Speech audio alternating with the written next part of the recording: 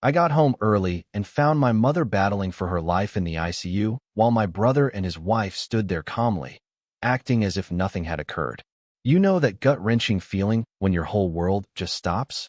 When something so fundamentally wrong happens, it feels like a physical punch to the chest. What if I told you my own brother, my flesh and blood, put our mother in the ICU, and then tried to cover it up, just to steal every last dime she had? This isn't just a story about family betrayal. It's about how far one man will go to protect the person he loves most, even if it means destroying everything else. My name's Arthur, I'm 43, and for the last 2 years, I've been living with my mom in Scottsdale, taking care of her. She's 74, dealing with diabetes and early Parkinson's. Nothing critical, but enough that she needed someone around, someone reliable, someone like me. My brother, Jared, he was never going to be that someone. I'd been at an insurance conference in Phoenix, dreading every second of it. So after 6 days, I pulled the plug, claiming a family emergency. I wasn't lying. I just didn't know how true that was yet. I drove home, pulling up to Mom's place around 3 in the afternoon. Everything looked normal. Her car in the driveway, house quiet. But the moment I unlocked that front door, I knew. Instantly. Something was horribly wrong. The mail. 3 days' worth, stacked untouched on the entry table. My mom sorts her mail every single day. It's practically a ritual. Seeing that pile just sitting there, it made my stomach drop like a stone. Then, her reading glasses. On the floor, by the stairs. Mom doesn't just drop things and walk away. She never does. Mom. I called out, my voice cracking a little. Nothing. I checked everywhere. Kitchen, bedroom, patio. Empty. The house was utterly, unnervingly silent. That's when I saw it. An envelope, tucked under a grocery store flyer. Hospital letterhead.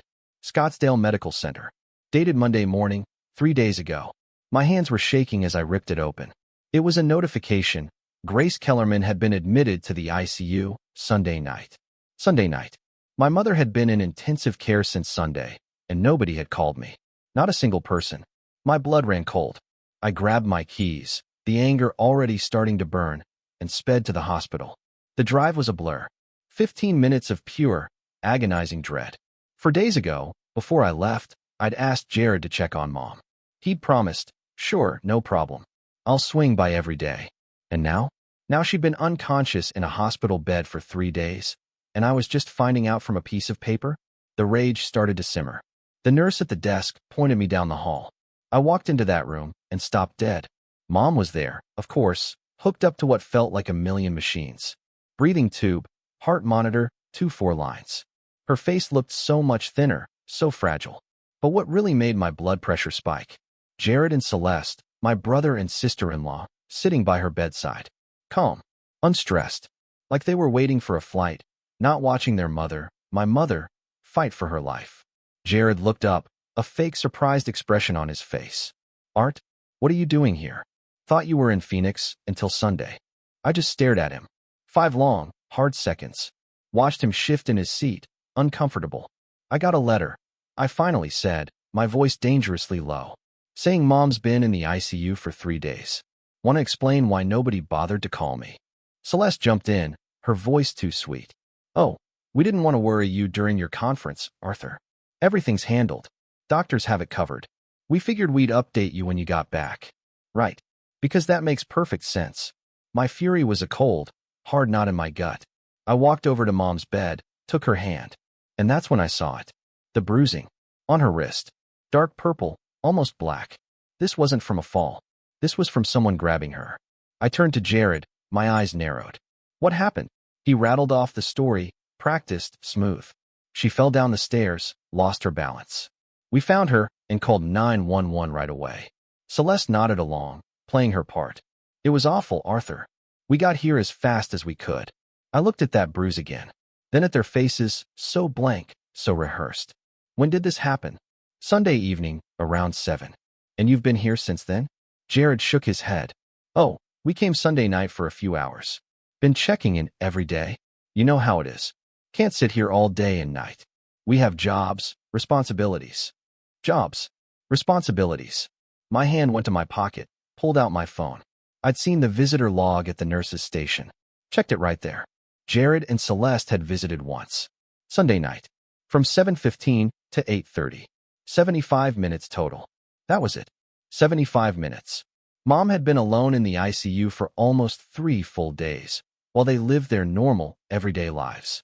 Later, I discovered Jared had listed himself as the primary emergency contact, then told the hospital I was unreachable. That's why no one called. That's why that letter sat in the mailbox. Something inside me solidified. You two can leave, I said, my voice flat, devoid of emotion. I'll take it from here. I need some time alone with Mom. Jared started to argue, but I cut him off with a single, unblinking stare. He exchanged a glance with Celeste, and then, without another word, they walked out. After they were gone, I just sat there, holding Mom's hand. The bruise on her wrist was fresh, maximum 3 days old. But there were other marks. Faded yellow bruises on her upper arm. A scrape on her cheek that looked older. Signs. Signs that something had been wrong long before Sunday. A nurse came in, checking vitals. I asked her about the fall. She gave me a cautious look. The injuries align with a fall, yes. But there were some things that raised questions. Like what? The bruising on her wrist. The doctor noted it. It's possible she grabbed onto something during the fall, but the way it looks, it's unusual. Unusual. I thanked her, my mind racing. I stayed until visiting hours ended, talking to Mom, even though she couldn't answer. Told her I was here now. That everything would be handled. Back at the house, I started my own investigation. The stairs, clean. No scuff marks, no damage. No sign of a bad fall. I went to Mom's bedroom. Her medication organizer was on the nightstand. Sunday evening's doses? Untouched. If she fell around 7, she would have taken them first. Mom is meticulous about her meds. Her blood glucose monitor. Last reading, Sunday morning. Nothing after. More proof. Something had interrupted her routine before the alleged fall. Then I logged onto her bank accounts. Mom had insisted on keeping Jared on her old savings account. Families should trust each other, she'd always said. My jaw clenched as I saw the balance. Should have been around $68,000. Money from Dad's life insurance, Social Security. Money she wanted for both of us, eventually. Current balance, $12,000. I pulled up the transaction history. Withdrawals going back 6 months. $5,000 here, $8,000 there. None authorized by me. All signed off by Jared. Total missing, $56,000. $56,000. My brother, draining her savings for half a year. And the bruises? The fall? She must have found out. I kept digging. Mom's credit card had charges I didn't recognize. Restaurants, hotels, shopping sprees. Celeste's taste, not Mom's. First thing I did was lock down everything. Changed passwords, froze credit cards, removed Jared's access from anything I could. The joint savings account was harder, but I documented every withdrawal. Flagged it for suspicious activity. 2 hours later, it was done. My phone rang. Unknown number. A woman's shaky voice. Is this Arthur Kellerman? Yeah, who's this? I'm Barbara. I live 2 doors down from your mother. I've been trying to reach you for days. I sat up straight. What's going on? Barbara took a deep breath. I saw what happened Sunday night. I've been scared to say anything, but I can't keep quiet anymore. She'd been coming home around 6:30 Sunday evening. Saw Jared's car. Heard yelling from inside. Loud enough to hear through the closed windows. Jared's voice, aggressive, talking about money, respect.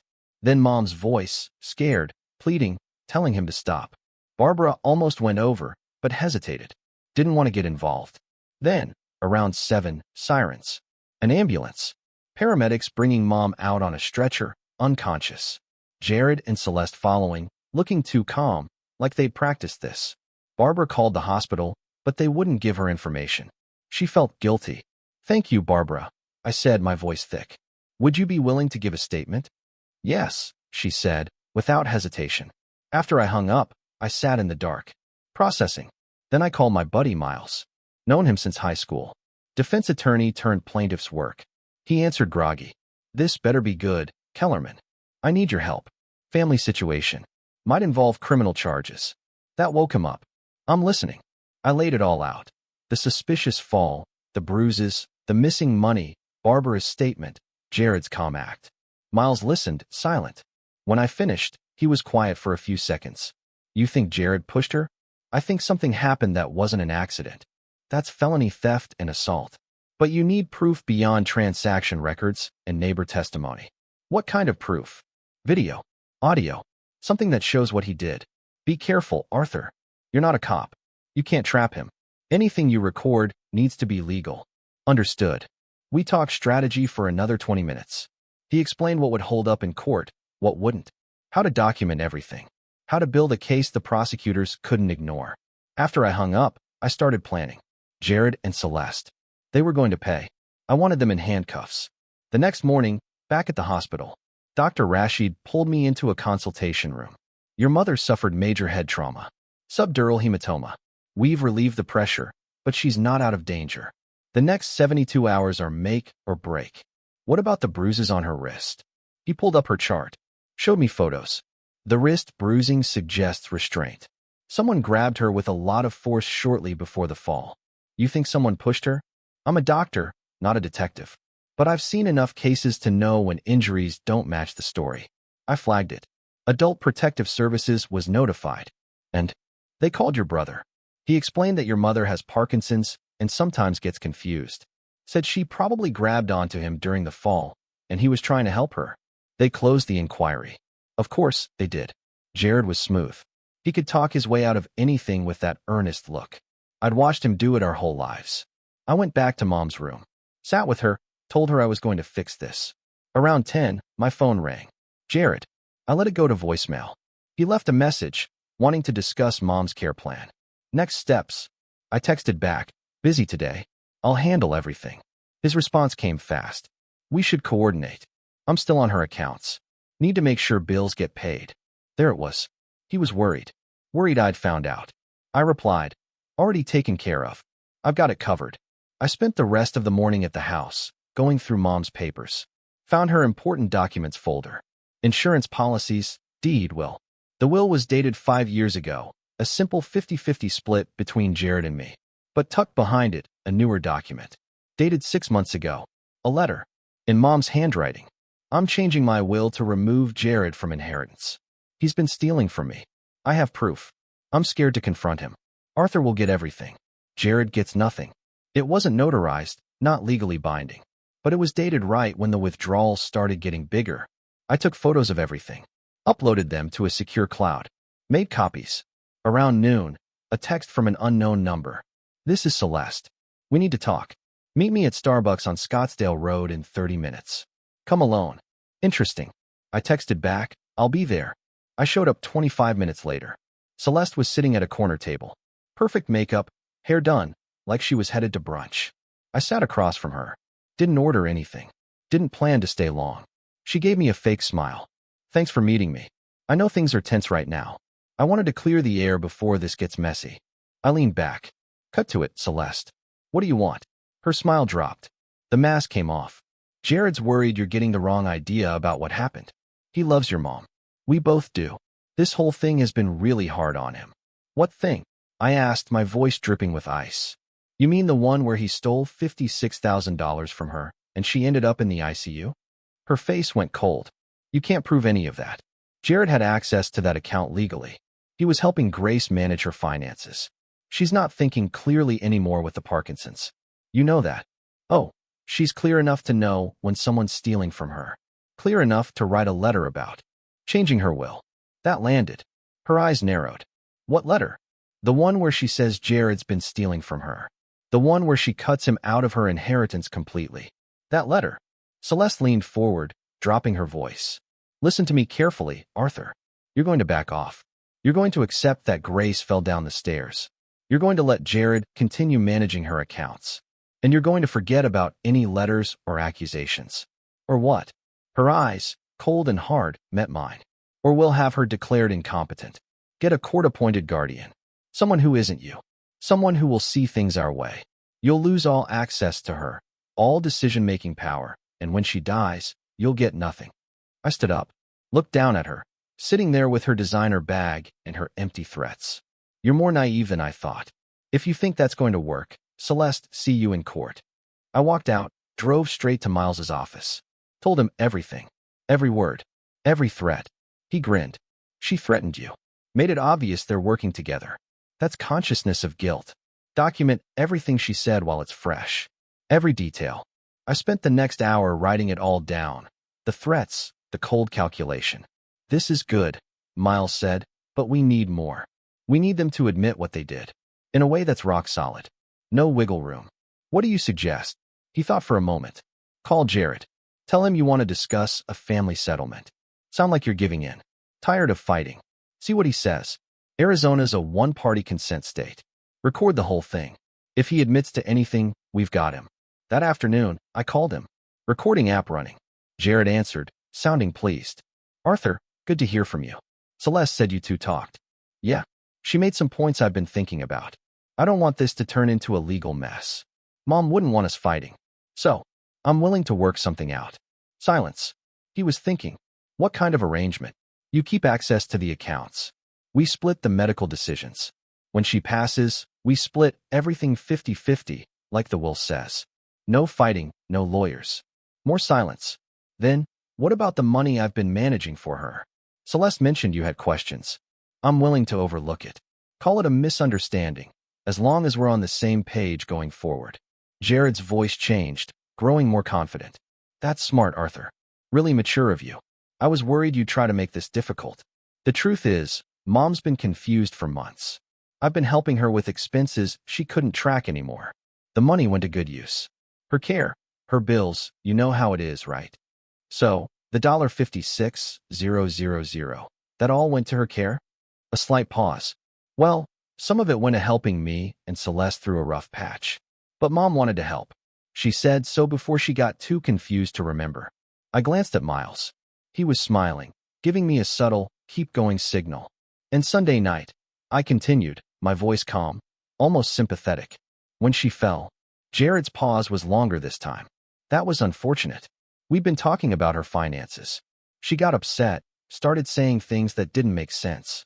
Accused me of stealing. I tried to calm her down, but she got more worked up. Started walking toward the stairs.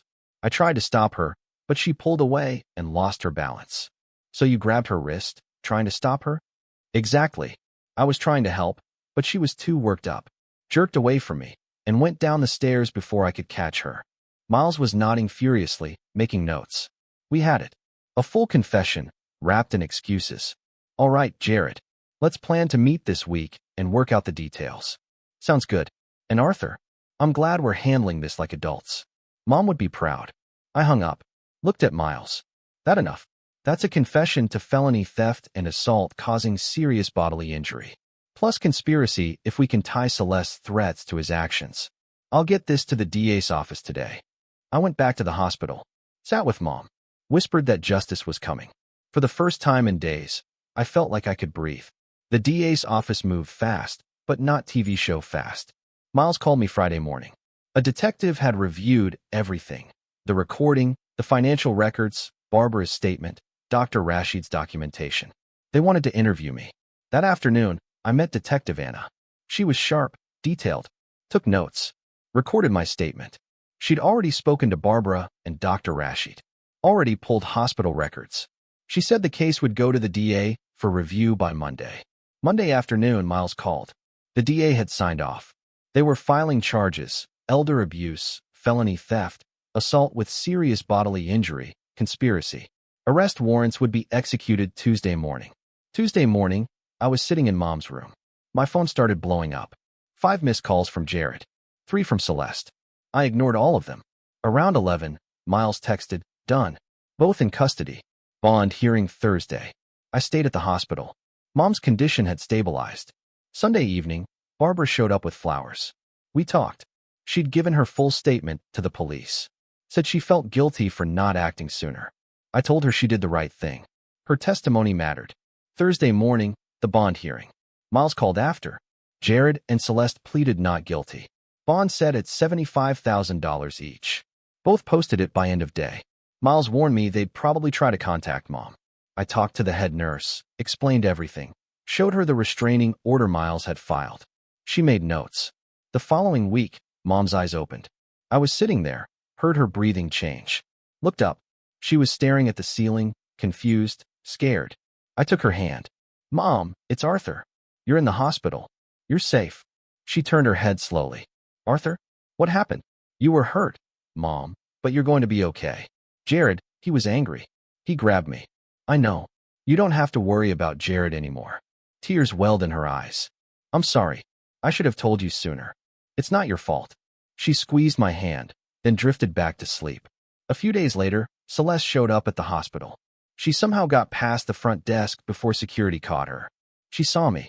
Arthur, tell them I have a right to see Grace. She's my mother-in-law. She's also got a restraining order against you, which you're currently violating. One of the security guards spoke into his radio. Need police response. Trespasser refusing to leave. Celeste's face went red. You can't do this. This is insane. We're family. You stopped being family when you helped your husband steal from an elderly woman and put her in the ICU. That's not what happened. Jared was helping her. She was confused. You're twisting everything because you want the inheritance for yourself.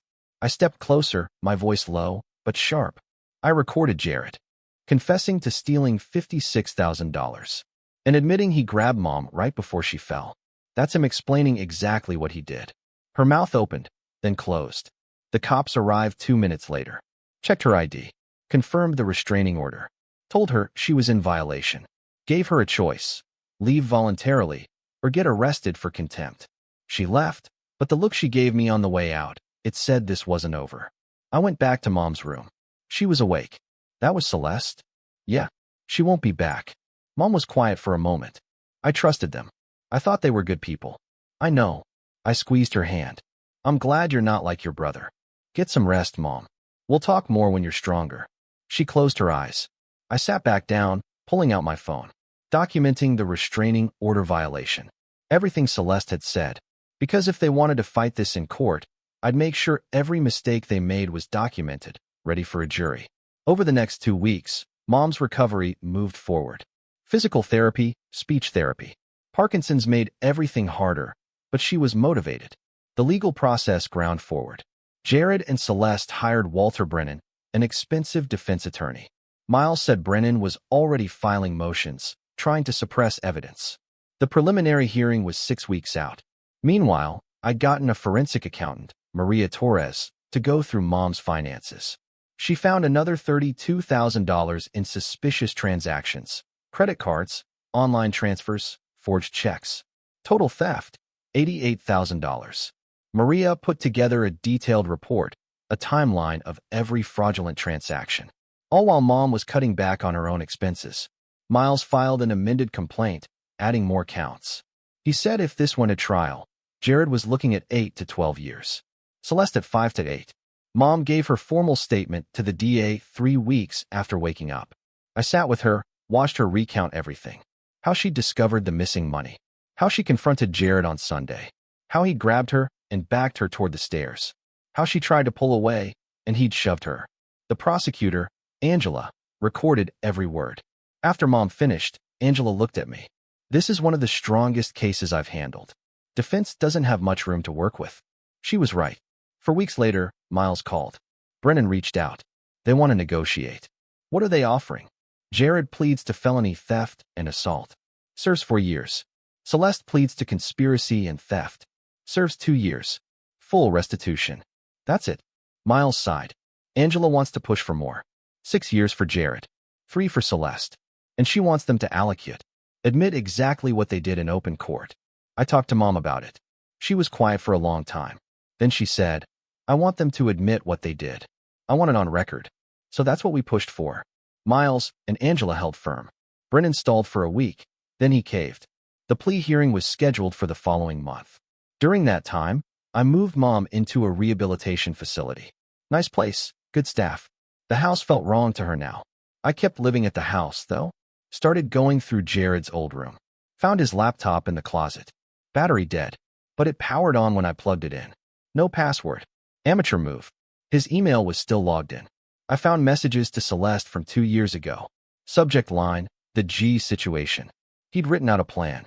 How much he could take each month without triggering alerts. How to forge Mom's signature. How her Parkinson's was getting worse. She probably won't even remember half this stuff anyway, he wrote. Celeste's response. What if she does remember? What if she tells Arthur? Jared's reply. She won't. And if she does, we'll say she's confused. Who's he going to believe? I took screenshots of everything. Gave it all to Angela. She said it showed clear planning and conspiracy. The day before the plea hearing, Celeste called from a blocked number. "Arthur, please, we need to talk. We have nothing to talk about. I'm begging you. Jared made mistakes, but he doesn't deserve prison. Too late. She's going to be fine. Can't you just let this go?" "No, I have a daughter. She's 6. If I go to prison, I'll lose custody completely. You should have thought about your daughter before you and Jared did this to my mother." "Lose my number, Celeste." I hung up, blocked the number. The next morning, Miles and I met Angela at the courthouse. Mom couldn't attend, but she'd written a victim impact statement that Angela would read after sentencing. Jared and Celeste showed up with Brennan, both looking utterly defeated. Jared wouldn't look me in the eye. The judge called the case. Brennan confirmed the plea agreement, listed out the charges Jared was pleading to. Then Jared stood. The judge looked at him over her reading glasses. "Mr. Kellerman, tell me in your own words what you did. I want to hear it from you." Jared's voice was flat, devoid of its usual charm. "I stole $88,000 from my mother over 18 months. When she confronted me, I became angry. I grabbed her wrist. I shoved her toward the stairs. She fell and sustained critical injuries." "Why?" the judge asked. "I needed the money. I had debts. When she found out, I panicked." The judge sentenced him to 6 years. Celeste got 3. Both were taken into custody immediately. I watched them go. I felt nothing, just a vast, empty space where the rage had been. Angela approached me. "Your mother's statement will be part of the permanent record. The restitution order is in place. They'll pay back every dollar, plus interest. And the no-contact order is lifetime." I drove to the rehab facility, told Mom what happened. She cried, out of relief. "Thank you," she whispered, "for believing me, for fighting for me. Always." "What happens now?" she asked. "Now," I said, taking her hand. "Now we focus on getting you better." The next 6 months were about rebuilding. Mom's physical recovery was slow, but steady. Parkinson's made everything harder, but she was stubborn. By month 4, she was walking with just a cane. By month 5, she was talking about moving back home. The house felt wrong to her, but it was still hers. I spent that time making it safe. Grab bars in the bathroom, a stair lift so she'd never have to climb those stairs again. Converted the downstairs office into a proper bedroom. Made sure everything was set up for her to live comfortably. The restitution payments started coming in. Jared and Celeste's assets were seized. The boat they bought with Mom's money, the designer clothes, their cars. Everything sold at auction to pay back what they'd stolen. It took months of legal work, but eventually, Mom got $74,000 back. The rest would come from their prison wages over the years, 25 cents an hour. It would take forever, but it was something. Barbara became a regular visitor.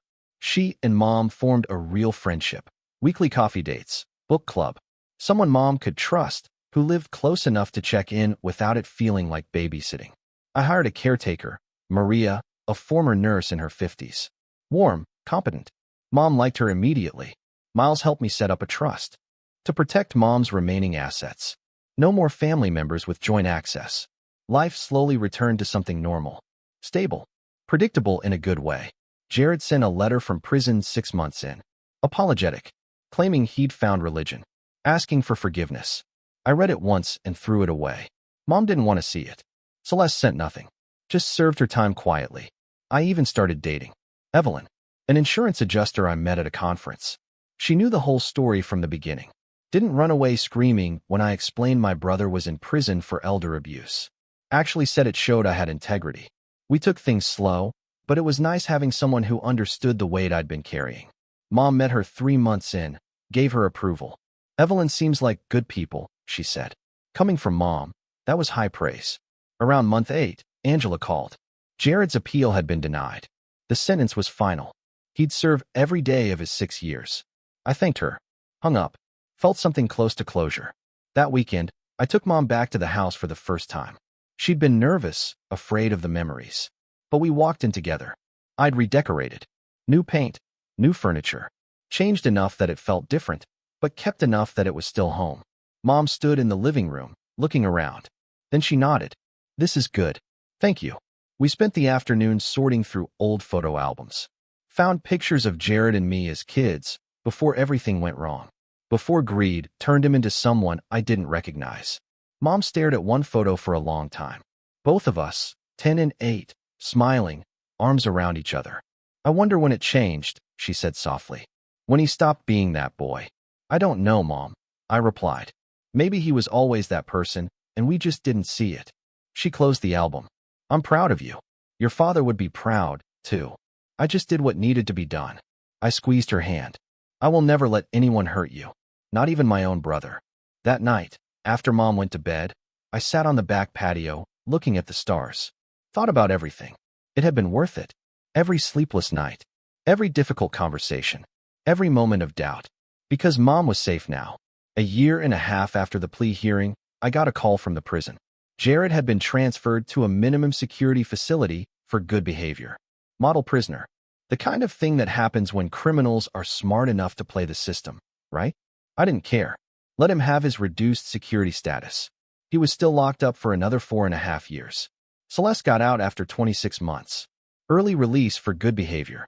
Moved back to California immediately. I heard through mutual acquaintances she was working at a call center, living with her sister, trying to rebuild a relationship with her daughter, who barely remembered her. I hoped it worked out for the kids' sake. But Celeste was no longer my problem. Mom had fully moved back home. Maria came 3 days a week. Barbara checked in daily. Evelyn was a permanent fixture in my life. Things were serious.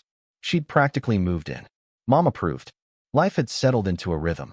Then, one Tuesday, I got a letter from Jared's prison counselor. He wanted to participate in a restorative justice program. Victim and offender mediation. The counselor said Jared had requested the session. Wanted to apologize to Mom in person.